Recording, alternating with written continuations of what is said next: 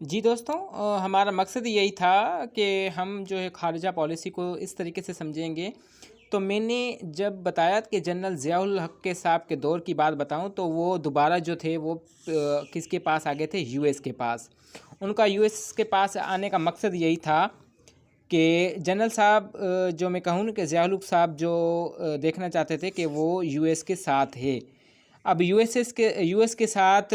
کیوں ہوتے تھے؟ کیونکہ جب پاکستان نے دیکھا تھا، ایک تو پاکستان کی اہمیت، اگر میں اس کی آئیڈیولوجیکل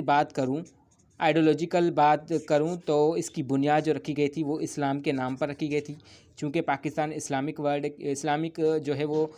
کنٹری ہے، ملک ہے۔ دوسرا، پہلے نمبر پر جو سعودی عرب تھا، دوسرے نمبر پر اسلامی ریاست کی بنیاد پر جو چیز بنائی گئی تھی پاکستان ملک، وہ پاکستان تھا۔ اب اس کی اہمیت اس وجہ سے بھی ہے۔ اب ایک اور بات بتا دوں، جب انڈونیشیا کے اندر ایک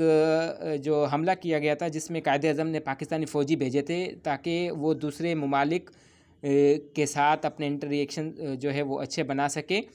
اس کا یہی مقصد تھا۔ جب جنرل ضیاء الحق صاحب نے دیکھا کہ یو ایس کے ساتھ ہمارے تعلقات مزید بہتر بنائے جائے تو جنرل ضیاء الحق صاحب نے تو یو ایس کے ساتھ دوبارہ انہوں نے اپنے تعلقات مزید جو بہتر بنائے۔ اب رہی بات رشیا کی، تو رشیا کو انہوں نے بیکورڈ کر دیا، پیچھے کر دیا۔ اب میں دوستوں یہاں پر ایک اور بات بتاتا چلوں کہ سب سے بڑا فیکٹ یہ ہے کہ جب بھی کسی ملک کے اوپر یا کوئی بھی جو ملک ہے اس کے اوپر کوئی چیز ایسی کوئی ہو جاتی ہے، یا ان کے بیچ میں کوئی تناؤ آ جاتا ہے، یا کسی کے ساتھ زیادتی ہو جاتی ہے یا ناانصافی ہو جاتی ہے، تو پاکستان جو ہے اس ملک کو سپورٹ کرتا ہے، یعنی اس کے پیچھے کھڑا ہوتا ہے۔ اب جیسے یہ ہے کہ مظلوم کے پیچھے کھڑے ہونا، مظلوم کے ساتھ جو انصاف کرنا، تو پاکستان کے اندر، پاکستان کی فارن پالیسی کے اندر یہ چیز بھی آتی ہے کہ وہ دوسرے ممالک کے ساتھ جو ہے وہ قدم قدم کھڑا ہے۔ جیسے میں اس کی بات کر لوں، افغانستان کی بات کر لوں، افغانستان ہو گیا، کشمیر ہو گیا، غزہ ہو گیا، تو یہ ایسے ممالک جہاں پر مسلمانوں کے اوپر شدید ظلم ہوتا ہے تو پاکستان وہاں ان کے لیے سپورٹ کے لیے کھڑا ہوتا ہے۔ اور وہ پاکستان کی جو پالیسی ہے، دیکھیں ہر ممالک کی اپنی اپنی جو ہے وہ پالیسی ہوتی ہے۔ کسی ممالک کو یہ حق نہیں ہوتا کہ اس کے پاکستان کے کرنٹ افیئر کے اندر بیچ میں انٹرفیئر کریں، یہ کسی بھی پالیسی کے اندر نہیں ہوتا۔ تو پاکستان کے اندر بھی ایسا ہی ہوتا ہے کہ وہ کسی بھی ممالک کے مسئلوں کے اندر مداخلت نہیں کرتا، بس اتنا ہے کہ کسی کے ساتھ اگر ناانصافی ہوتی ہے کسی ملک کے اندر تو وہ اس کے ساتھ باعزت کھڑا ہوتا ہے۔ آئیڈیولوجیکل اس کی بات کروں، جب پاکستان بنا تھا، قائد اعظم نے جب اس کی بنیاد رکھی تھی، تب سے لے کے آج تک پاکستان کی ایک ہی خارجہ پالیسی رہی ہے کہ یہ دوسرے ممالک کے ساتھ اپنے تعلقات بنانا چاہتا ہے، ان کے ساتھ لین دین کرنا چاہتا ہے، ان کے ساتھ امن و پیس کے ساتھ رہنا چاہتا ہے۔ اب دیکھیں میں ایک اور بات بتاتا چلوں کہ اب بھی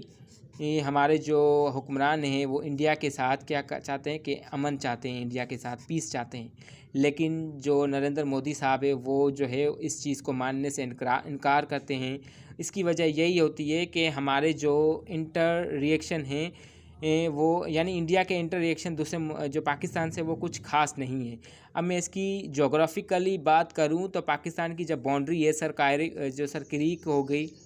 اینڈ لائن آف کنٹرول ہو گیا، یہ جو باؤنڈریز ہے یہاں پر انڈیا ہر اس سازش کے تحت اس پہ پاکستان کے اندر حملہ کرتا رہتا ہے۔ اس کی وجہ یہی ہے کہ پاکستان جو ہے وہ سیٹوں کی طرف ہے اور سینٹوں کی طرف، یعنی South East Asia Treaty Organisation and Central asset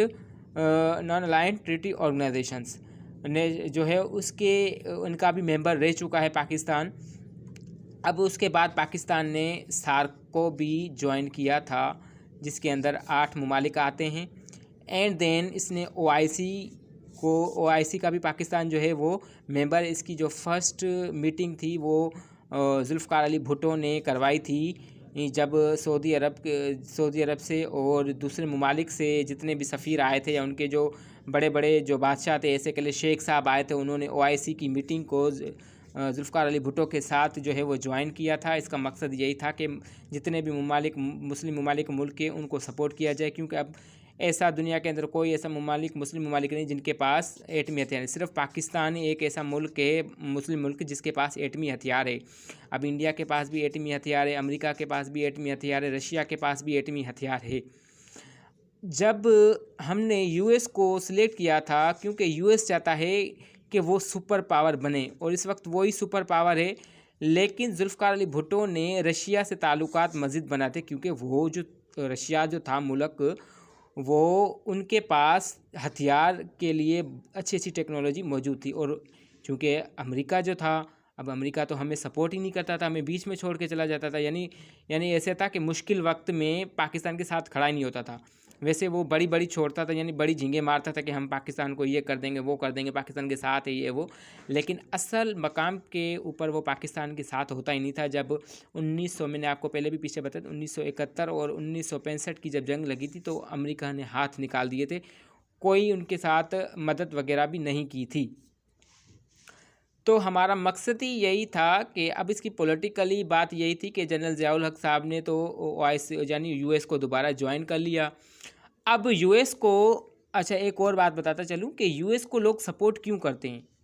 ایسی کیا خاص بات ہے یو ایس. جی بھائی, یو ایس کو اس لیے سپورٹ کیا جاتا ہے کہ یہ آئی ایم ایف کو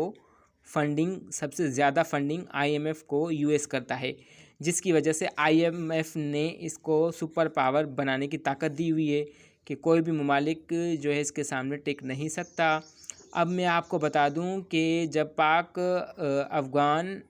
کے ساتھ جب معاہدے کیے گئے تھے پاکستان افغانستان کے اندر, تو امریکہ نے یہ بلیم لگایا تھا کہ بھائی ایک طرف تو پاکستان جو ہے وہ امریکہ کے ساتھ مل کر اپنے جو اڈے ہیں وہ امریکہ کو دے رہا ہے کہ تاکہ وہ طالبان, اور دوسری طرف وہ اپنے ہی ملک کے اندر طالبان کو ٹریننگ دے رہا ہے. انشاءاللہ ہم ایک اور پارٹ بنائیں گے جس میں آپ کو مزید بریف کر کے بتائیں گے.